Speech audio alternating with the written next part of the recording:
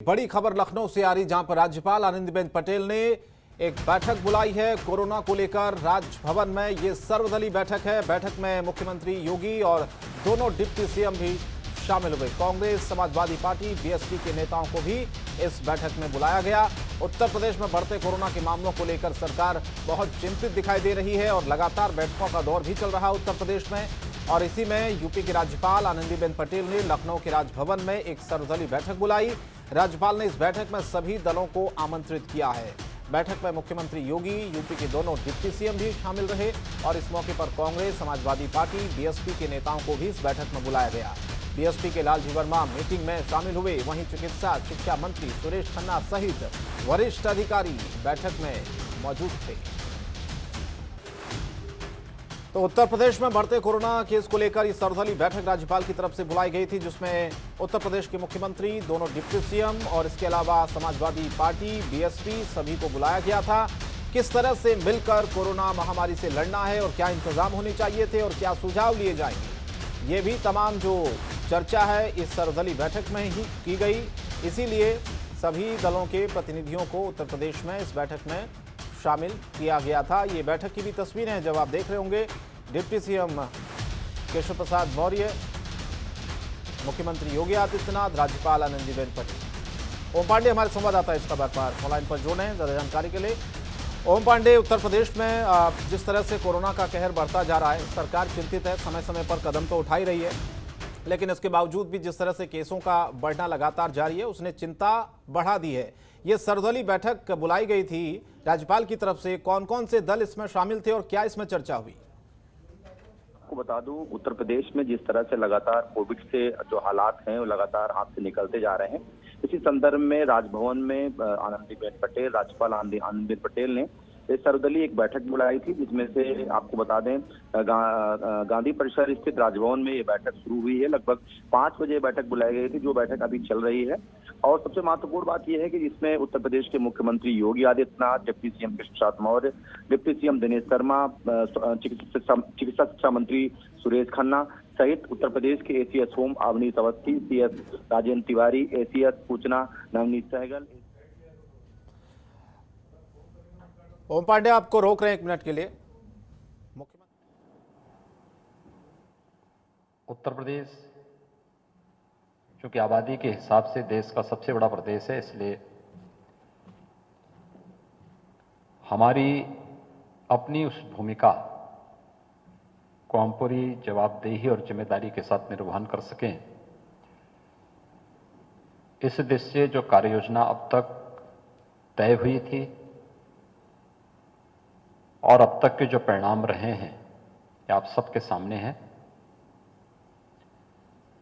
लेकिन कोरोना की दूसरी लहर और उसके तीव्र संक्रमण ने एक चिंता व्यक्त की, एक चिंता हम सबके सामने प्रस्तुत की है।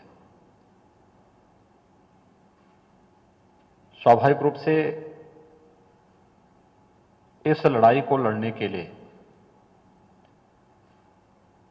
एक सामूहिकता सबकी आवश्यक है।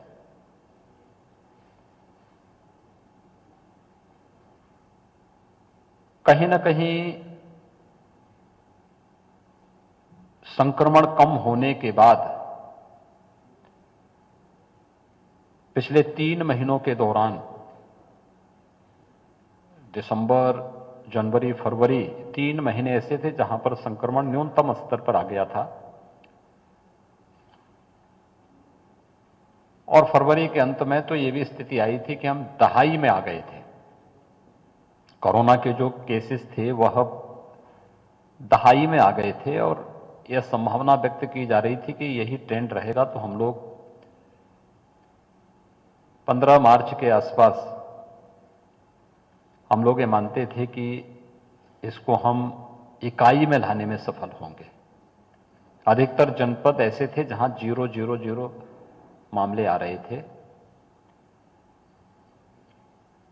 लेकिन दुनिया के अंदर एक नया स्ट्रेन आने से, और जो अक्सर होता है कि जब भी कोई वैक्सीन आता है तो इस प्रकार का वायरस अपना नेचर बदलता है और उसके बाद फिर एक खतरनाक रूप में सामने आता है।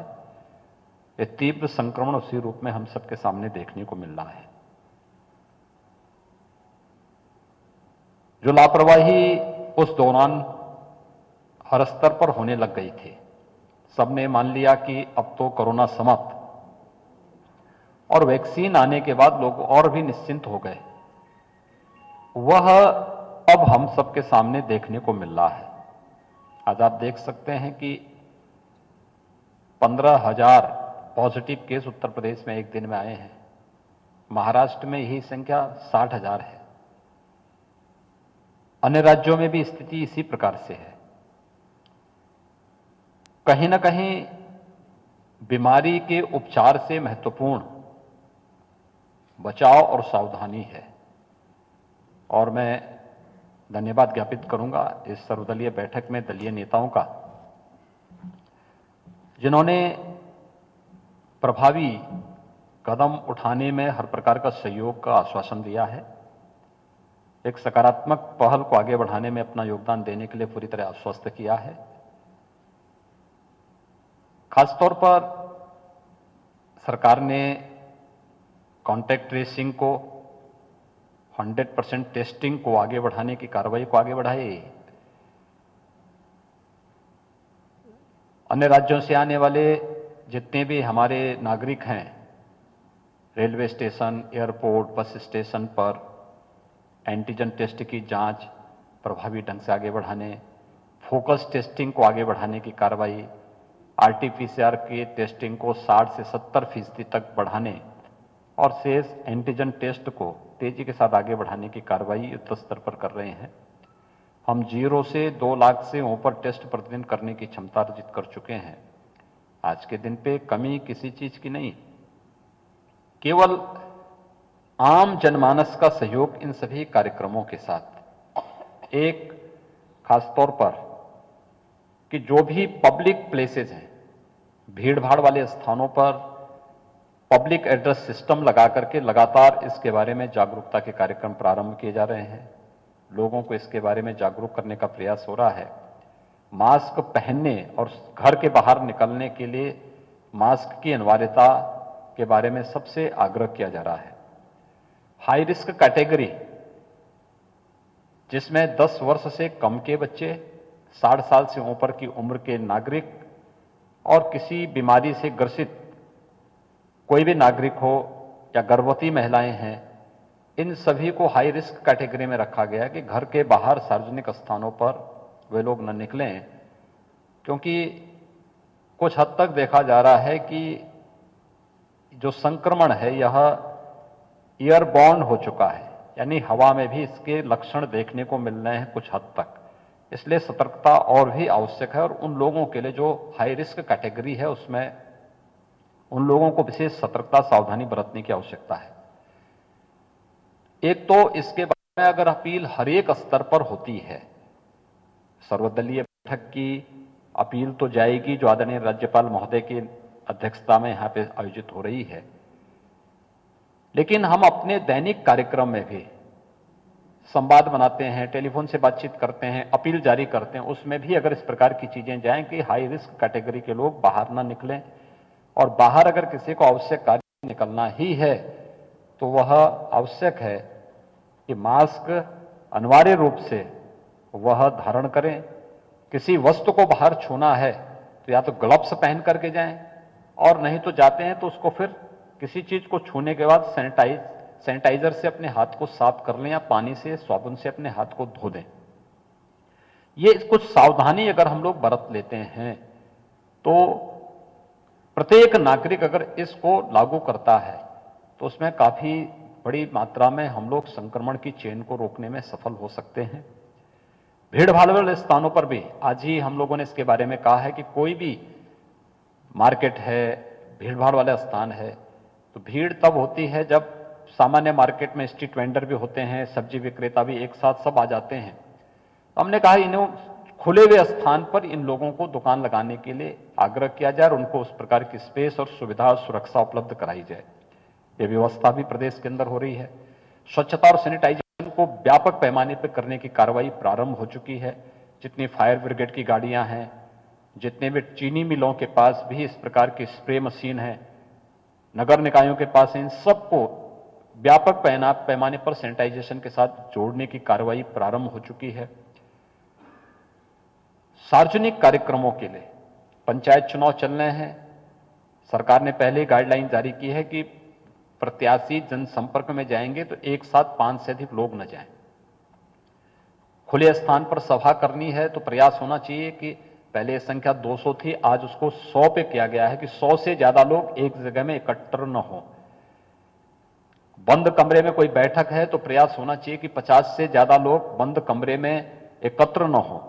लेकिन अगर स्पेस कम है तो किसी भी स्थिति में क्षमता यानी जो स्पेस है उससे आधे से अधिक लोग कतई न हो और ये संख्या 50 से अधिक किसी भी स्थिति में न हो। ये भी आज एक नई गाइडलाइन के तहत इस प्रकार के निर्देश हर एक जनपद में जारी किए गए हैं। आज मैं रात्रि को स्वयं इस संबंध में प्रत्येक जनपद के साथ वीसी कर रहा हूं। अभी जो ज्यादा संक्रमित जनपद हैं, लखनऊ, प्रयागराज, वाराणसी, यहां और गोरखपुर, इन 4 जनपदों का दौरा मैंने स्वयं किया। गौतम बुद्ध नगर, गाजियाबाद, मेरठ और सहारनपुर चिकित्सा शिक्षा मंत्री ने वहां का दौरा किया। कानपुर और झांसी का दौरा स्वास्थ्य मंत्री ने स्वयं किया और फिर कल रात्रि को इसकी एक पूरी रणनीति बना करके एक कार्ययोजना जारी की गई। कल हम लोग मंत्री परिषद के साथ इस संबंध में बैठेंगे कि पूरा मंत्रिमंडल अलग अलग जनपदों की मॉनिटरिंग करने के बारे में कैसे हम इसको आगे बढ़ा सकते हैं। जो शासन ने जो निर्णय शासन के स्तर पर ले जाएं या सर्वदलीय बैठक में आएंगे तो उसको मंत्री परिषद के माध्यम से फिर अलग अलग जनपदों में प्रभावी ढंग से लागू करने, पंचायत चुनाव भी सकुशल संपन्न हो, शांतिपूर्ण तरीके से संपन्न हो, संक्रमण की चेन को भी हम ब्रेक कर सकें। इसके लिए मुझे लगता है कि हर एक स्तर पर प्रत्येक नागरिक का सहयोग और उसकी सहभागिता इसके लिए अत्यंत आवश्यक है। इसके लिए आज इस सर्वदलीय बैठक यहां पर आहूत की गई है। मैं आभारी हूं आदरणीय राज्यपाल महोदय का, जिन्होंने आज की सर्वदलीय बैठक में अपना यहां पर मार्गदर्शन देने के लिए आज सहमति दी। मैं आभारी हूं सभी दलीय नेताओं का, जिन्होंने सरकार की इस कार्रवाई में सहयोग करने का पूरा आश्वासन दिया है। मैं एक बार फिर से इस बात के लिए आश्वस्त करता हूं कि सरकार प्रदेश के अंदर प्रत्येक नागरिक के जीवन को बचाने के लिए भी और उनकी जीविका को बचाने के लिए भी प्रतिबद्ध है और हम लोग इसको लेकर के निरंतर आगे बढ़ेंगे। जैसे प्रथम वेव में सरकार ने सफलतापूर्वक अच्छे उदाहरण प्रस्तुत किए थे, इस बार भी उसी प्रकार की कार्य योजना बनाकर के हम लोग कोरोना के खिलाफ देश की इस लड़ाई में विजयी होंगे और ये साबित करेंगे कि कोरोना हारेगा, देश पुनः विजयी होगा। इस विश्वास के साथ मैं एक बार फिर से आदरणीय राज्यपाल महोदय का हृदय से आभार व्यक्त करता हूं। धन्यवाद। धन्यवाद मुख्यमंत्री जी। सभी को विश्वास है कि जिस प्रकार से पहले कोरोना को ओवरकम किया गया था, उसी प्रकार से दूसरी लहर को भी परास्त किया जाएगा। अब मैं कार्यक्रम के अंतिम चरण में आज की कार्यक्रम की अध्यक्षा और उत्तर प्रदेश की महामहिम राज्यपाल, जो अपनी संवेदनशीलता के लिए चर्चित है, मैं उनसे प्रार्थना करूंगा कि आज के इस अवसर पर हमारा मार्गदर्शन करें। आदरणीय आनंदीबेन पटेल जी। राज्य के यशस्वी मुख्यमंत्री आदरणीय योगी जी, उप मुख्यमंत्री श्री केशव प्रसाद जी, उप मुख्यमंत्री श्री दिनेश शर्मा जी, तो इस सर्वदलीय बैठक जहां पर मुख्यमंत्री योगी आदित्यनाथ को आपने सुना, उन्होंने कहा कि सभी दलों ने इसमें सहयोग किया और इसी तरह से हम कोरोना को हराएंगे। और जिस तरह से समाजवादी पार्टी हो, बीएसपी हो, सभी लोग इसमें शामिल थे, उनके प्रतिनिधियों को शामिल किया गया था। और खुद मुख्यमंत्री ने इस बात को कहा कि पहले जो वेव थी, पहला जो चरण था कोरोना का, उसमें सरकार ने बहुत प्रयास किए। इस दूसरे चरण में भी हम इसी तरह से प्रयास करेंगे और कोरोना को हराएंगे। खबरों के निष्पक्ष विश्लेषण के लिए सब्सक्राइब करें Jantantra TV and press the bell icon. Never miss any update.